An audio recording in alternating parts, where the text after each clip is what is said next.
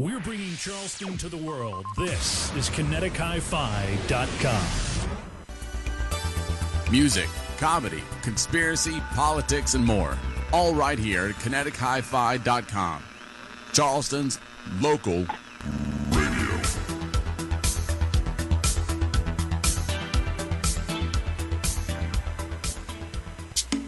You're listening to KineticHiFi.com, baby.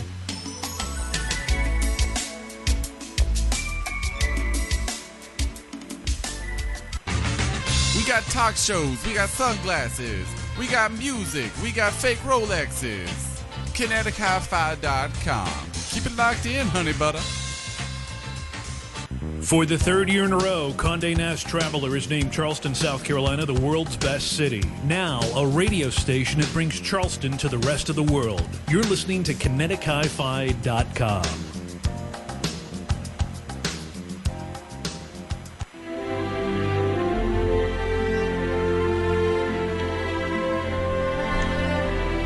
Pyramid One Network.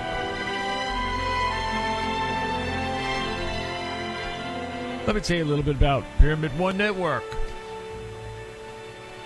It's a network with station locations above and below the equator. It is the place to listen to real, informative word and world subjects, and many other shows like World Discoveries, Conspiracy, Ancients and Their History, Spiritual Awakening, Paranormal, Crystal Skulls, Shamanism, Holistic Medicines from leading doctors globally, Spiritual Healing, Psychic and Mediumship, Clairvoyant, Channeling, Quantum Physics, Holistic Animal Alternatives, Animal Communication, and so much more. Pyramid One Network International is the only place you're going to find all of these subjects under one roof. Go to www.pyramidonenetwork.com. Click to listen and enjoy learning. Check the blogs on the website. You can call into all the shows live by dialing 1-843-300-1399. Thank you from the network, Pyramid One Network, for your listening.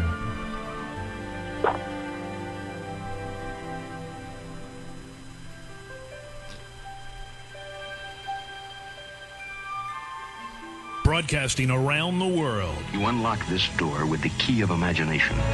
Beyond it is another dimension. Bob Charles. Oh, yeah, you got the Bob Charles Show right here at www.KineticHiFi.com. In over 100 countries. You're moving into a land of both shadow and substance, of things and ideas. You just crossed over into... Bob Charles. The secret of the technology used in the crystal skulls has still not been unraveled. Bob Charles. Don't forget, it's our world. Start taking care of it. It's time to think for yourself. Bob Charles. Open your heart to reality and to all the misinformation you hear. Just say no. Get your dose of the Bob Charles Show 7 times a week.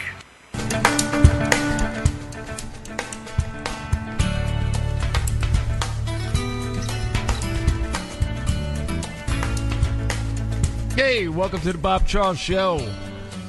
Let me introduce you to a master in many areas. His name is David K. Miller.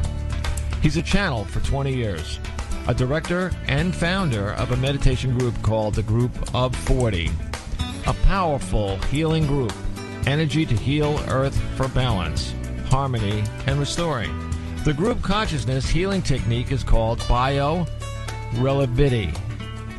His spiritual study has been in Kabbalah, Jewish mysticism, and Native American teachings.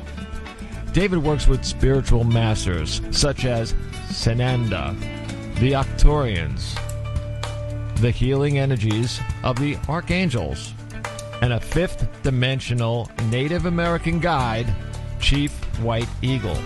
He works with his wife, Gudrun Miller, a psychotherapist and visionary artist.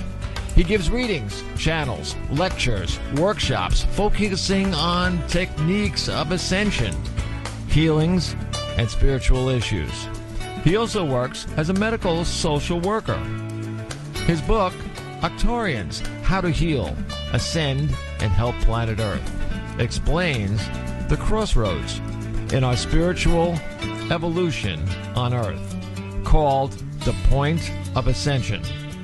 Unification allows one to transcend the limiting third dimension and move into a higher realm. Earth now has a tremendous number of ascended masters helping planet Earth's transition into higher light. He teaches Arcturian spiritual technologies, which includes shimmering, Bio-relativity, and holographic healing methods. May I introduce to the nation, to the world, David K. Miller. Hey, Bob. Hey, David. How you doing? That's great. Thank you very much for the opportunity to be here and to talk about my work at this very critical time that we as a planet are experiencing. So I'm very happy to talk about these concepts and answer your questions and any questions that your listener may have. Yeah, you know what? Everybody out there and that's listening, all of the people who have come to this channel to listen to David K. Miller, there's a telephone number, and it goes straight into Skype. I don't care where you are in the world. It don't matter. You just dial 1-843-300-1399, and you are here. So, you can talk to David in person on the air. So, David, talking about a world that's all screwed up. let's try to unscrew a little. Okay, well, the first place we need to start is that the planet is unbalanced. I think most people know that. And the second place we need to start is that we are in a planetary crisis. Now, this planet has been in a planetary crisis before. What I am teaching is that our species, the Homo sapiens, the humans, are at the cusp of a great transition. We have seen that transition when we study anthropology. And there are some people who believe the Neanderthal man who lived in Europe 340,000 years ago was not able to make the transition into a higher state of intellectual experience. And the Cro-Magnon man survived. Now, we are at a point where there is a evolutionary crisis. We know that when there is a crisis, then the species must change. That seems to be the rules on this planet. What is the change that mankind must make to help bring this planet back into balance? And this change is called higher consciousness.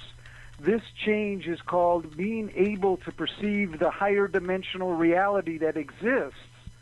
And this change means that we, the humans who are of higher consciousness, must be able to connect and bring down the thoughts and energy and harmony that exists at the higher level. And we have to bring this planet up to what I call a higher spiritual light quotient energy. So that's the brief introduction, and then we can go into any one of these subjects, Bob. Yeah, you know, talking about different things, I would really like to dive into the book, if it's okay by you. Sure. In Chapter 1, there was something that I was looking at on here, and I was even corrected, by the way, on the chat box in it, because I said it, actually, the printing that came off your website, I don't know, maybe I got it wrong, I don't know. It could be. But Bio-relativity, what exactly is that? Because I did have a couple of questions about that during the week, or weekend, and about that. Well, bio-relativity is the way of creating a new thought field for the Earth. And bio-relativity is connecting with a group of people who can create a new thought structure. The best example I could give is, you know, when you see a storm coming and you see the evening news and you see this huge green energy of rain coming to a city. Now imagine that you had 100 people that were meditating and they were saying, okay, let's move that storm so that the storm lessens in intensity, or let's push that storm so that storm goes off into the ocean. So by group thinking, everyone imagines that the storm is lessening in intensity. This is one example of bio-relativity. But there are many other examples of bio-relativity because the native peoples of the planet have been using similar techniques. There's even, for example, in Native American here in our country, there are Native American rain dances, which is a type of group energy where the people try to create a thought field. So, Bob, this means that everything is subject to our thoughts, and that thoughts are a powerful vibration. But in order to make our thoughts more powerful, we need to use assistance. And one of the assistances is the coming together of large groups of people so that our thought fields become more intense and more powerful. So sometimes we will use crystals. Sometimes we will connect with energy from power spots on the planet.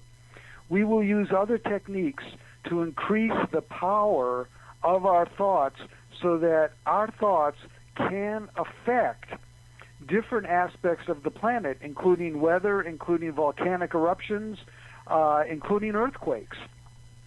So this is the basic technique of bio-relativity, to use group thoughts, group thinking, group prayers to change the patterns and reactions that the Earth is giving.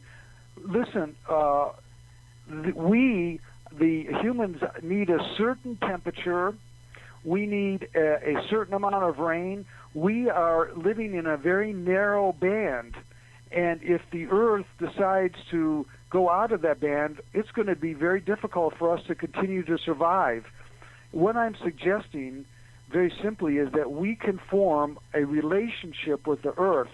We can form a relationship with Gaia, and we can send and influence the response that Gaia has by our thinking, and this is the core of bio-relativity. You know, if I had a whole bunch of people in the room and that with me, and that, I'd have them clapping right now. I mean, that was the first time I ever heard anybody actually came out and say the truth line all in one sentence. That you're so correct. It's not funny. I mean, negative thinking, it's terrible. It does bad things. And when you were talking about the unbalanced Earth, well, the Hopis call it wobbling. I mean, I've talked to people who were either Hopis or lived with Hopis and that for a long time, and they have different celebrations and different things that they do in prayer sessions and things and that to bring the Earth back from the wobble it's in. Well, let me say one thing, because I work with Native Americans, and I have friends who are Native Americans, and I have friends on the Hopi Reservation. There you go. And they are doing beautiful work, but my idea is they are not strong enough. There are only 16,000 Hopi left in northern Arizona, and that's where I live, by the way. I live in central Arizona. The Hopi Reservation is about 200 miles north of where I live, and the Hopis have 16,000 people. That's not very many, Bob. So we need to expand the work that is bio-relativity. We need to form a global network, and that's what I'm trying to accomplish by the Group of 40. And the Group of 40 is an organization which I founded to bring together people who want to create this new thought field. And we need to use some of the Native American techniques, But we also have tools such as the internet, such as radio programs like this, and such as our knowledge of the galaxy and how we relate to the galaxy. So this is an important part of bio-relativity also, because one of the things that I'm teaching is this concept that I call galactic spirituality. And galactic spirituality is that we must have a perspective on our planet and the evolution and the crisis that we are going from the galaxy. And I will talk more about this if you'll want to hear more about the galactic spirituality and the perspective that I am trying to teach. Wow. You know, when it comes to that, absolutely. Now, you have on here shimmering. That was another question that I got on the emails. Like, what is it? Okay. When I describe shimmering as the acceleration of your aura, so that we can go into higher states of consciousness if our energy field is moving at a higher rate. You know, this is a very simple explanation, but sometimes you walk into a room and you're around people and you go, oh boy, these people are really at a low vibration. You know, they're just like, they're just a very low. And sometimes you might not even want to stay in a room where somebody's in a low vibration. Now, the opposite is that if you're at a high vibration, then you are able to connect with higher thinking, you're able to connect with the fifth dimension, and you're able to have higher emotions of compassion, emotions of understanding. So shimmering is an exercise that I developed through my guides and teachers to move you into a higher vibration, so that I conceive or I view your aura to be in a specific shape. And I call the optimal shape of your aura the shape of an egg, and I call it the cosmic egg. And I ask people to visualize a line, like a blue line, around this egg. And I say, picture that this line around your aura has a pulse. In fact, your aura does have a pulse, Bob, just like your heart has a pulse. But in your heart, when your heart is pulsing, you can't go too fast because you must stay within a certain range. But in the aura, your aura can pulse at a very high speed, and the higher speed your aura goes, that means the higher vibration, the higher connection you have with more divine light. So shimmering, then, is this idea of vibrating your aura to a higher speed. Now, if you can achieve this maximum speed, if I were to watch you, I might see you actually shimmer like a light, you know, is going in and out, or a light energy is flickering back and forth. So that's what shimmering is, that you're going to such a high vibration and that you begin to flicker in and out. And I jokingly at one time compared this to the Star Trek movies when they were using the transponder, I think it was called, where the Captain Kirk would want to bring people back on the planet and from the starship, and they would put themselves in this machine, and temporarily they would flicker back and forth, and then they'd be transported into the other place that he was trying to send them to. So that was a visual metaphor for shimmering. So I hope that gives you some insight into this. Yeah, big time. That's for absolutely sure. Here's another question though that I have for you. All right, now the shimmering, of course, is your aura, and your aura, of course, is it pulsates, correct? Correct. All right, now the Earth now with its position, where it's moved to, where it's going, you know, etc. It is giving off more energy, and of course, the frequency is higher. So wouldn't that make that shimmer even brighter? Well, the Earth has higher frequencies and the Earth has lower frequencies. So there are and I'm glad you bring this up, because the Earth has an aura too. And one of the things that I'm teaching, besides this individual work, is what I call planetary healing. And the Group of 40, we have a website, www.groupof40, that's FORTY.com, or you can just Google my name, David K. Miller, and you'll come to my website. But we believe that the Earth has an aura, and that the Earth's aura is in trouble because the Earth's aura has holes in it. Just like sometimes people may have holes in it. For example, if somebody's been using a lot of dangerous drugs, their aura becomes depressed, and sometimes they have holes in their aura. The Earth has holes in the aura for a variety of reasons. Part of it has been because of nuclear technologies and nuclear bombs that have been exploded numerous times in the atmosphere. Some of it has come from high-frequency auroral energy experiments. But the bottom line is that the Earth's aura is also leaking energy. So the Earth's aura is the accumulation of all of our thoughts and all of our energy, and some people refer to the whole energy field of the Earth as the noosphere, Noosthere. So it contains all of a collection of all of our thoughts. Now, you know, and many of your listeners know, there's a lot of lower vibrations going on. There's a lot of violence, there's a lot of conflict, there's a lot of polarization, and there's a lot of ego going on. All of these contribute to a lower vibration and a lower pulsing of the Earth's aura.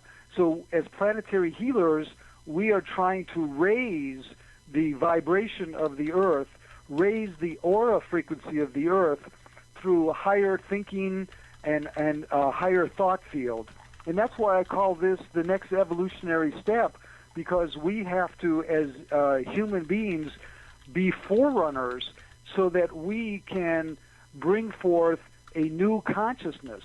The next level of evolutionary change is not a certain physical strength in our bodies. The next evolutionary change for mankind is higher consciousness, Bob.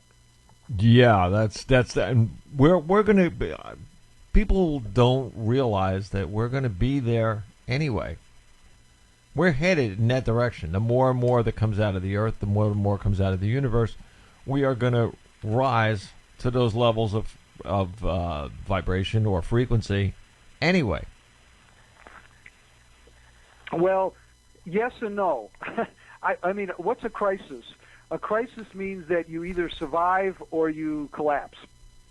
So it's not inevitable. I mean, the Earth has gone through, to my knowledge, 5 periods of extinction of the species.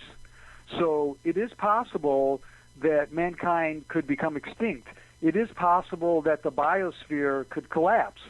So yes, and eventually we'll get to the higher level, but we don't want to see the planet collapse. We don't want to see the biosphere collapse. We want to see that mankind makes the correct evolutionary shift to higher consciousness. But it is a choice. Yeah, that's a choice, all right. You know, I tell you, when you talk, I mean, it's there's a certain urgency in what you're saying. Are we really in some type of problem going on here? Well, I believe that there is a crisis. It's been predicted by many psychics. You know, you've heard these stories about the end times. Yes. And, you know, there are terrible catastrophes that are occurring now. One of the major catastrophes that my guides and teachers are telling me is the Fukushima nuclear power accident, which is potentially threatening the Pacific Ocean. And for whatever reason, there's not a lot of publicity about this. There are many other blockages of what I call the Earth's meridians. The Earth is a living spirit, but the Earth has similarities to our spirit and to our meridian system. And some of these meridians are blocked by various pollutions and contaminations. So, yes, I think that the Earth is imbalanced. The Earth needs interaction with mankind, and we need to create a better relationship. I worked with a German film producer named Oliver Hauck, and he and I produced this movie called The Blue Jewel. You can find the movie on the internet if you just Google The Blue Jewel, the movie.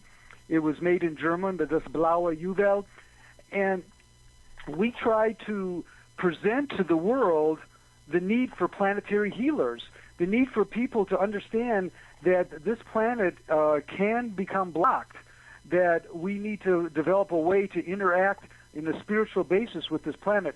And when I talked about galactic spirituality, I want to say that there are other planets in the galaxy that have gone through this crisis. The planets that survived and transitioned to higher consciousness formed a positive spiritual relationship with their planet, and they use the techniques of bio-relativity that I am trying to teach now. You know, I'm watching the chat box too, and while you're speaking, and someone by the name of Philip from right here in the United States said, back in July 1977 in Illinois, I was witness to when a deadly storm disappeared by the meditation and prayer of one man, the late mystic and healer, Reverend John A. Strutter, or Scudder, Scudder. Well, listen, that's a great example. Thank you for that. And this man must have had great thought power, because it's very difficult for one person to do that. It's possible, but one powerful person who has a very high spiritual energy field can change that. You know that there are many storms happening now in the Midwest. There's a terrible drought. There's many different unbalanced energy events and weather events that are occurring. And I want to mention that one of the things that we also are teaching is the integration of these bio-relativity with the Native Americans and with the mystical religions of the planet. The Native Americans and the Native peoples have developed fantastic tools, such as medicine wheels, such as chants, such as group energy chanting, to do bio-relativity. So we can develop and use some of their techniques, but also we can use other techniques, such as what this man Philip described. So it is possible, absolutely. Our thoughts do go into the energy field of Gaia, and I say that Gaia has what I call a feedback loop system, and that means that how is it possible, with the Industrial Revolution and all the pollution that's been going into the planet for centuries, 2 or 3 centuries now, how is it possible that the Earth has been able to maintain this level of nitrogen, this level of oxygen, and sustain life? And it's because of the feedback loop system of the Earth. That is that the Earth has a mechanism. We don't totally understand it yet, but we're learning. The Earth has a mechanism for maintaining a certain balance in the environment so that we could survive. But we're pushing the Earth, Bob. We're pushing it, and I don't know how much further the Earth's feedback loop system could go. Already we're seeing indications that the global temperature is rising. We're seeing indications that maybe the Earth is not able to hold the balance as much as we would like it to. Yeah, I don't think it is anyway. And well, don't forget, it did leave when we had the 12-21-12. It did leave. It did leave where it was. Are you talking about December 21st, 2012? Yep. Yes. That was the 68,000 year, move into another area of the universe. Well, actually, my understanding is that the 12/22, December 21st, 2012, was 2 cycles. One, it was in reference to the precision of the Earth. That is, that the Earth has a wobble, and the Earth wobbles once every 26,000 years, and that we were coming into the completion of that wobble, but also that the Earth was coming into, and our solar system was coming into a special alignment galactically that was measured astronomically with the center of the galaxy. And this was supposed to and actually I believe that it has indicated a new energy and a new awareness and a new consciousness that is coming to the Earth. And that's why I'm talking about galactic awareness now, because I think people are ready to hear about galactic spirituality and about the nature of how planets evolve in our galaxy. David, you are really on the right show. No, really? Good. That's what we talk about. All the shows then on this show are in one way or another tied to that. It doesn't have to be, a mystical person or a spiritual person or anything like that. I have archaeologists on. I have scientists that are on. It's so funny that how spirituality and quantum physics are locking nose to nose with each other. Well, I'm very interested in the quantum physics. I'm very interested in it's called astroarchaeology. Yes. The study of the ancient stars and what the ancient people knew about the star systems. It's totally phenomenal that the Mayans had any grasp that there was a center of our galaxy, because we didn't even know that we had a galaxy scientifically probably until 1910 or 1920. Right. So how is it possible that these people, the Mayans, knew that there was a center of our galaxy, and they seemed to know where the center of the galaxy was? That is totally amazing. And I think that the development of quantum physics teaches us that there is what I call the possibility of quantum intervention. Right. What I mean by quantum intervention on a spiritual basis is this. We live in a world of cause and effect, and that means that there is accumulation of causes, and therefore there's going to be a specific effect. But we can transcend the world of cause and effect, and we can bring in a higher intervention, a higher energy. And that's what was talked about when they talk about quantum healing. That is that there could be higher levels of healing that are not rational, they're not logical. They totally transcend the mind, and I think we're at the point where we need such an intervention on this planet. We need something that's going to transcend logic. Well, it's true, and quantum physics does that because now that what I call it is what if science. That's what I call it, because that's where science kind of breaks down a little bit, because science is black and white. If it's this, then it's got to be that. If it's this, it's got to be that. If it tests this, it's going to be something else. Quantum physics, on the other hand, is like, well, what if? And you're absolutely right. And quantum physics also says that there are events that are unpredictable. Right. There are events that are unpredictable. And, this is why Einstein was against quantum physics, Bob, because his famous statement, God does not play dice. God does not roll dice. In other words, Einstein's own theories predicted the basis of quantum physics, but he could not accept it. Right. Because he believed that in the Newtonian physics that everything was logical and that we just needed to measure it. But quantum physics shows that there is unpredictability. But I think that this is now this unpredictability is only on the subatomic level. It's not on the general level.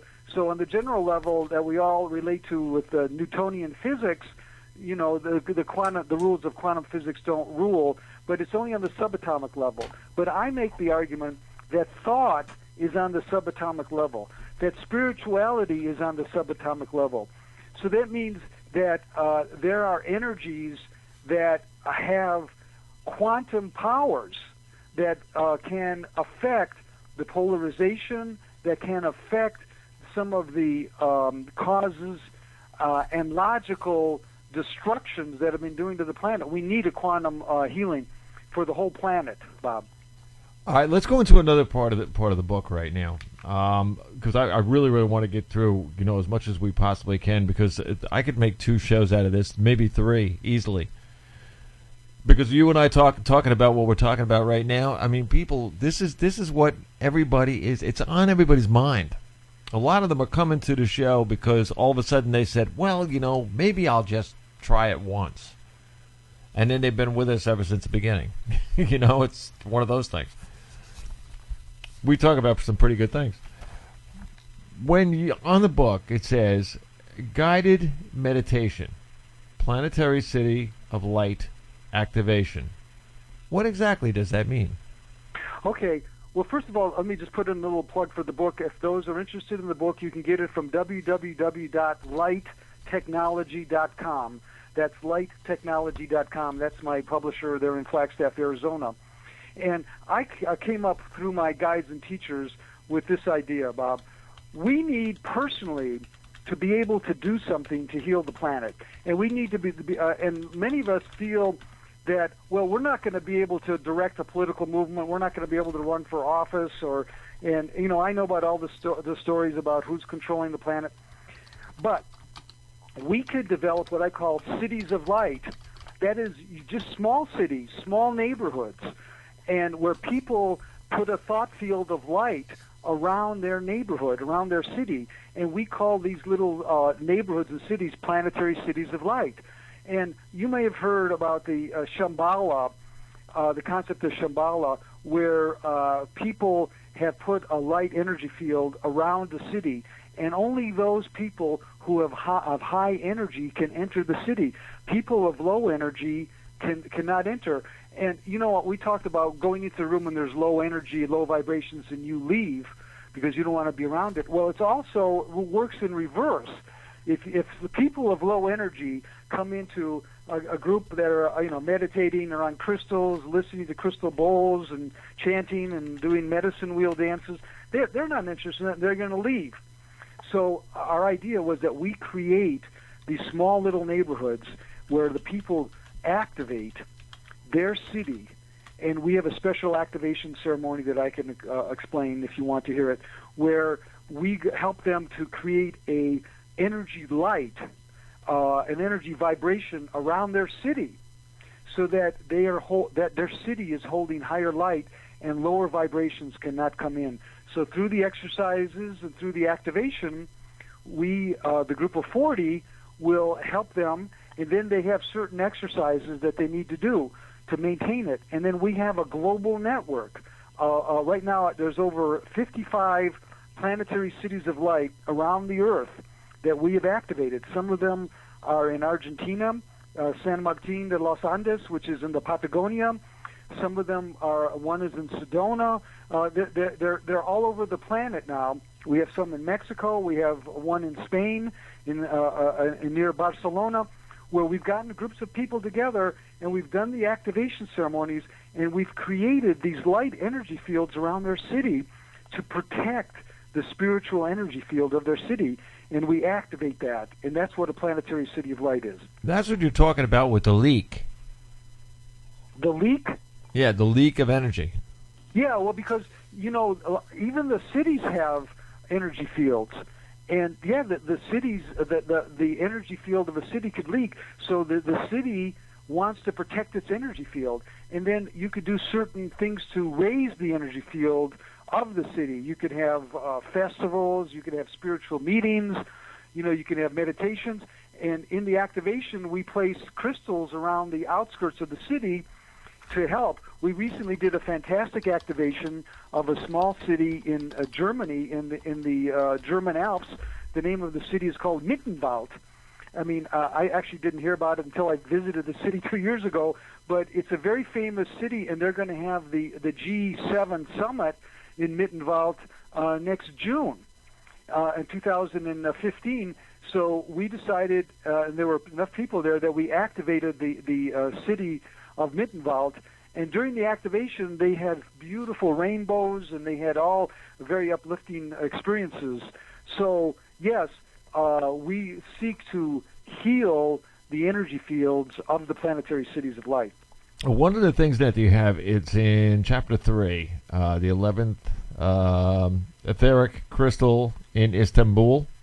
Yes. It says an exercise, amplify through energy. Now, in the green room right now, Jamie Clark, who's going to be on the next show, he gets all of his empath through energy.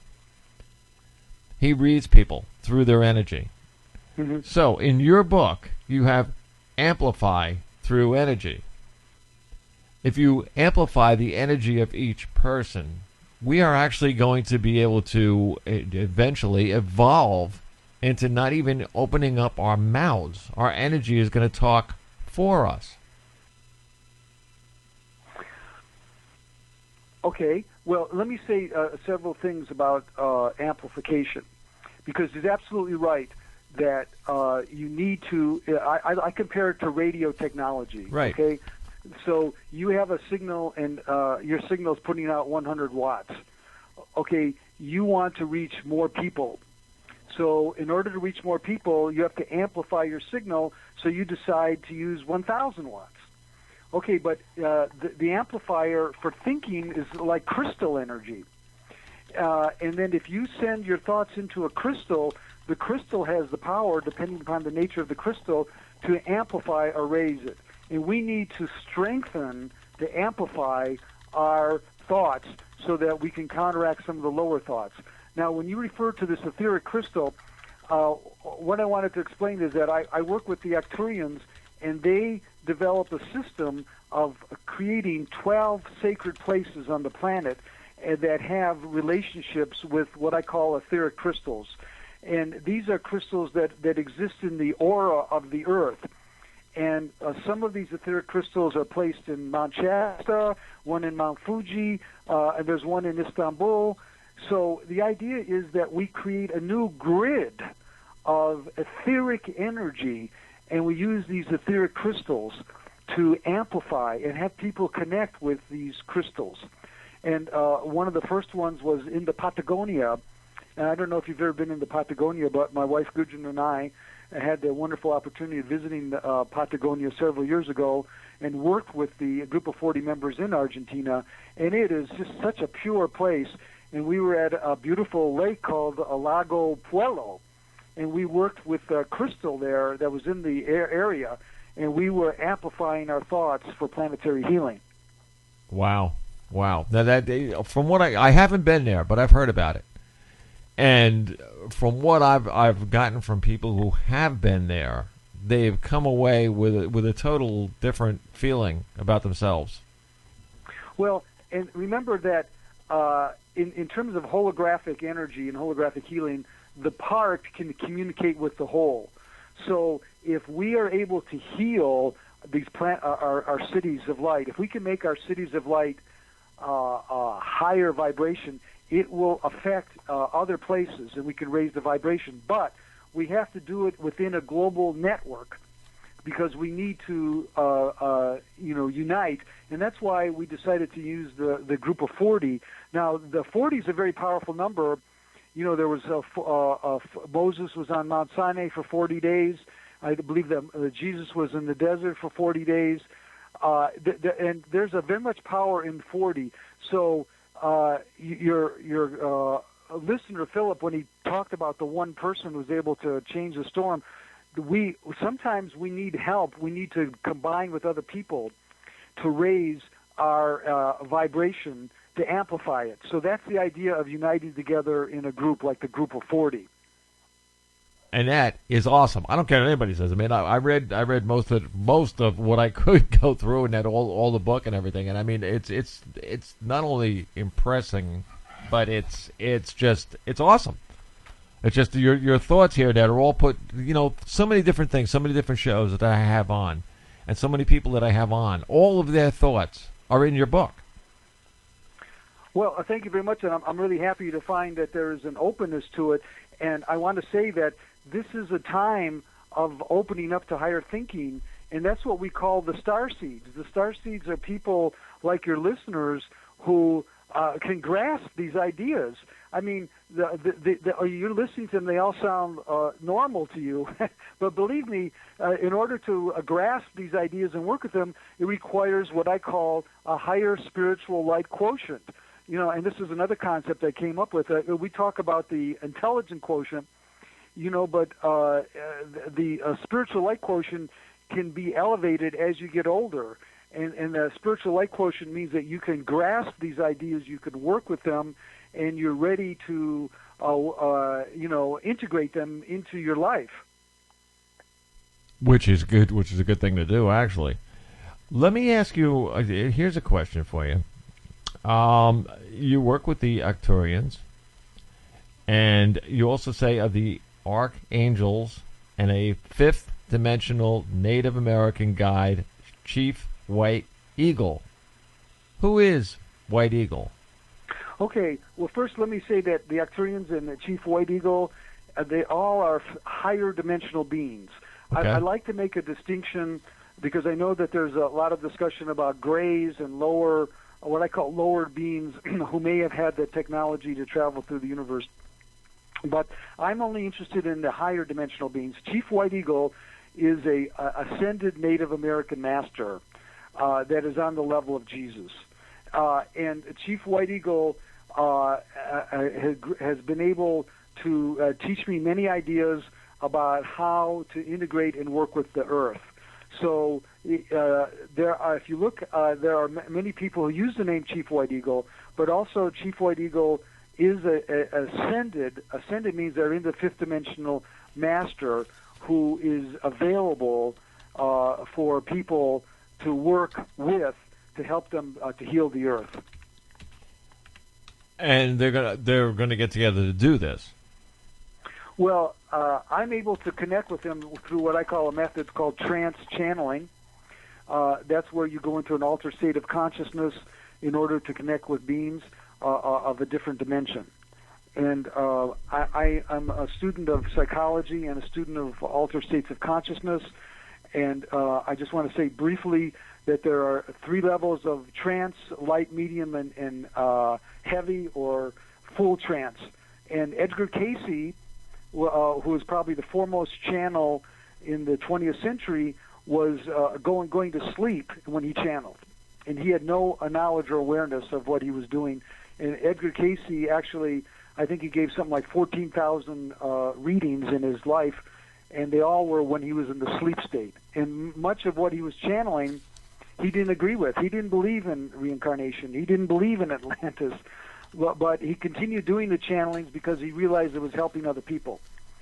I'm what I call the light trance. I step aside.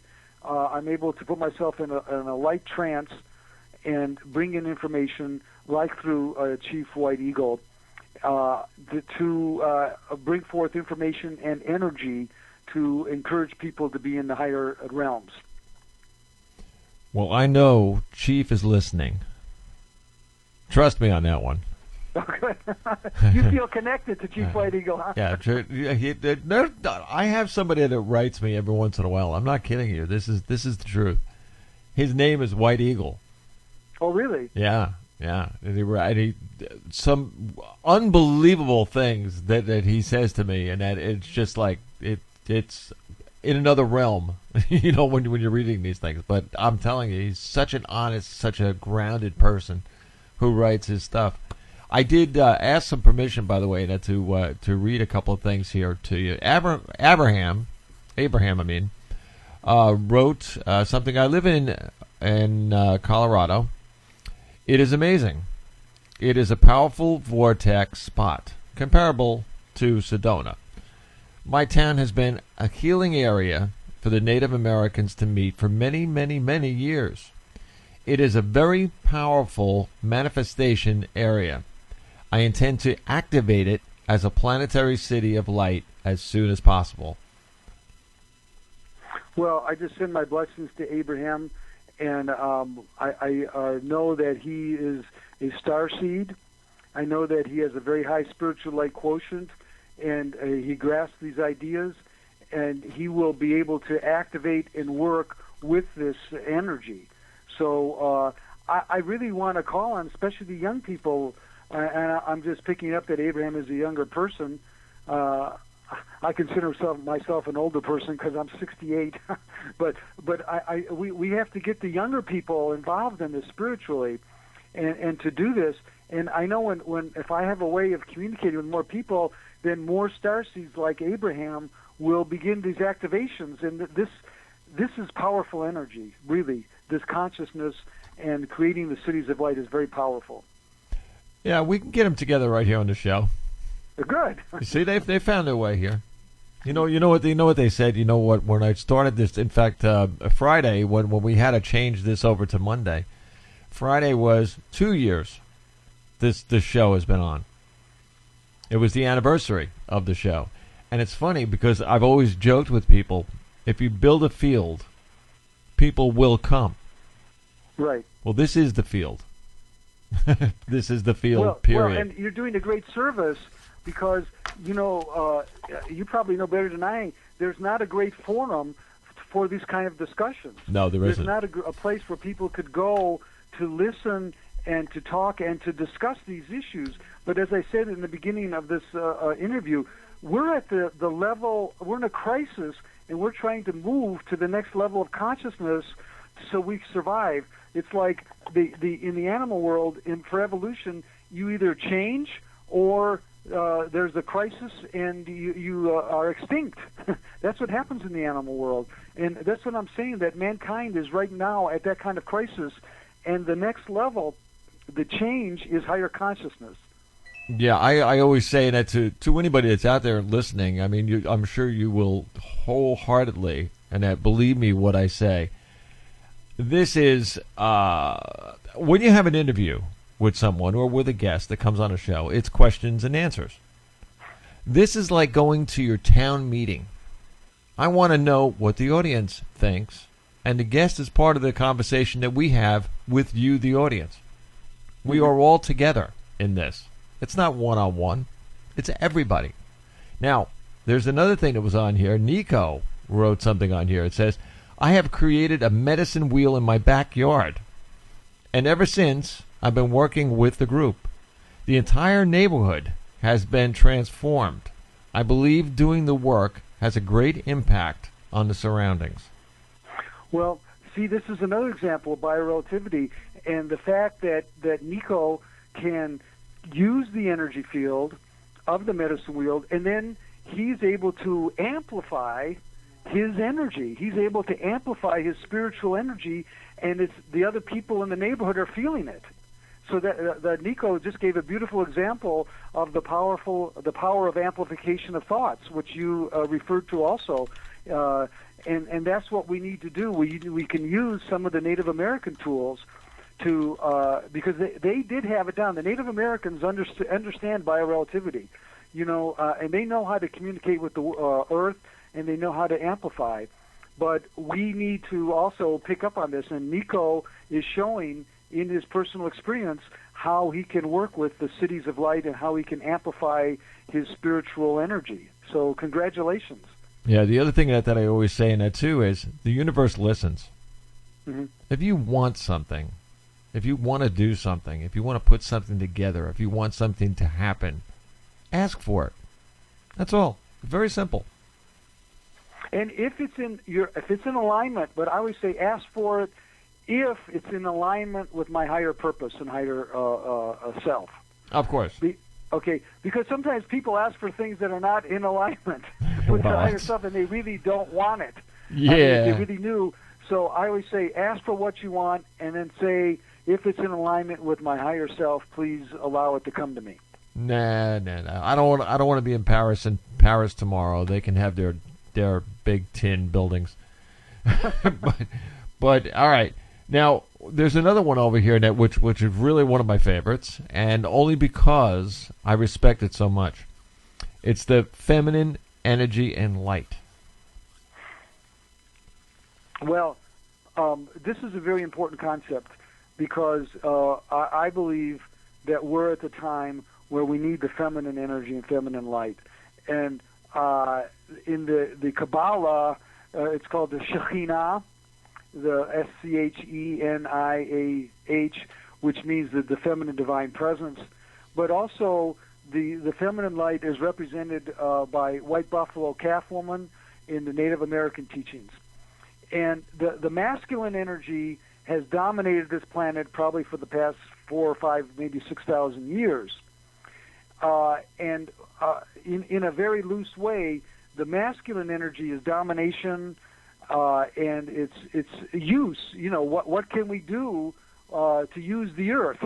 But the feminine energy, and notice that Gaia is like a feminine word anyway, is to bring about more intuition, more union, and that we need feminine energy. I always like to notice sometimes that we see sometimes world leaders who are females, but sometimes the female leaders also are carrying the masculine energy, the masculine light. We need the female leaders who are going to carry the feminine light, and that's a brief description. But we're at a time now where the feminine energy and feminine light is going to be the great healing, because the feminine energy is not for using or exploitation, but it's for working together.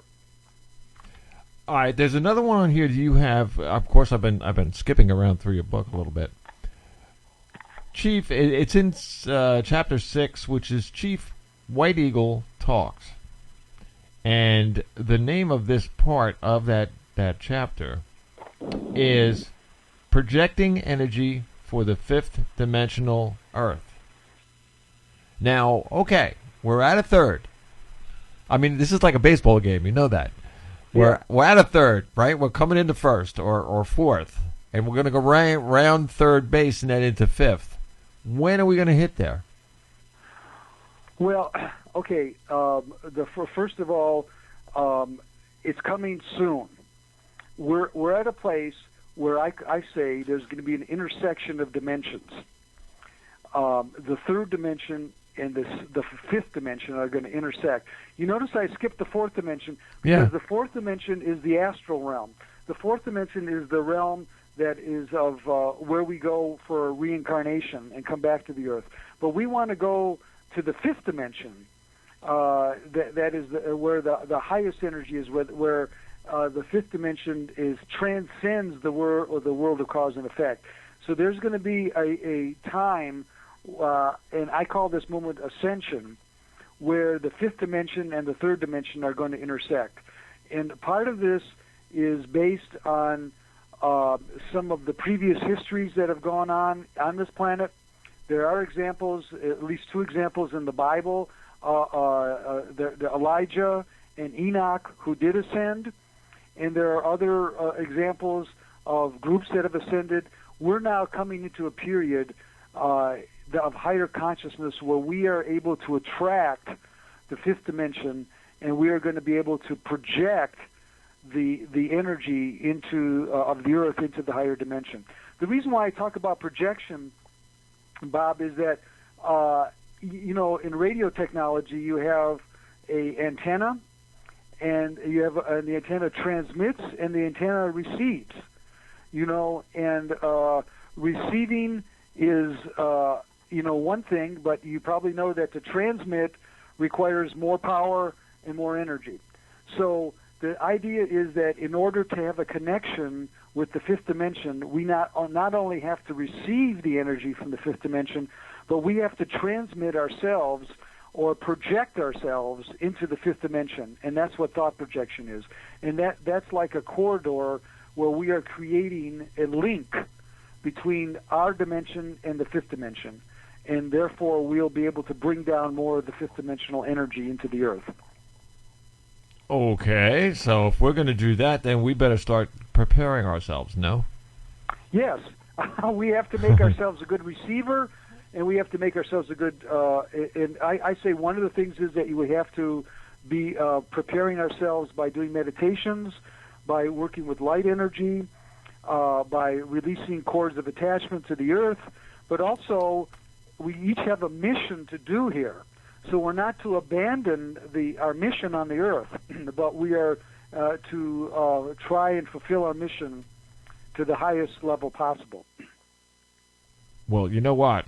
On those notes, you have to come back to the show, that's for sure. But tell everybody where they can get this. I mean, I'm telling you, everybody out there, if you're listening to my voice, if you don't get this book and read it, it actually not only describes but defines what you're hearing being talked about on this show.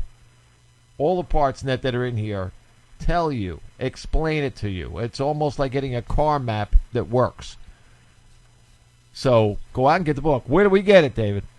Okay, again, it's Light Technology Publishing, www.lighttechnology.com. lighttechnology.com, and then just put in my name, David K. Miller. And if you're interested in my group, then you can just also put in David K. Miller in the Google, and you'll come to my website, the Group of 40. And we'd love to connect with all of your listeners. And I will also tell all of my members about your program, because we have members all around the planet, Bob. Hey, you better tell all your friends, because I want you back on this show. Okay. I'm serious. I mean, I'm not kidding. I mean, publicly, I'm telling you, you're invited back. So. Thank you. We'd love to come back. I'm serious. Bring your wife with you next time. Okay. And we will do that. That's an absolute, because in this way here we can have a better conversation. Who knows? It might even be a little bit longer. Okay. All right. So, David, thank you very much for being on the show. Ladies and gentlemen, that was David K. Miller. Let me tell you something. You got to get that book. Now, go into Pyramid One Network. That's right, www.Pyramid One Network. On the left-hand side of the page, you'll see Bob Charles' blog. Go into Bob Charles' blog. You'll see everybody that's on for the week. Go down, or not even down. David's number 1 on the list. Go on his name. Go down. Read all about David. On the bottom, there's a little bit of a link down there. Click on the link. When you click on the link, bam, you're right there. You can look at his website. You can get the book. You can do everything.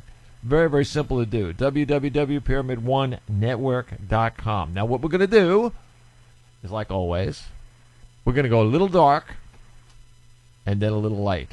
So just hang in there. We're going to get a little music while we do our little dance.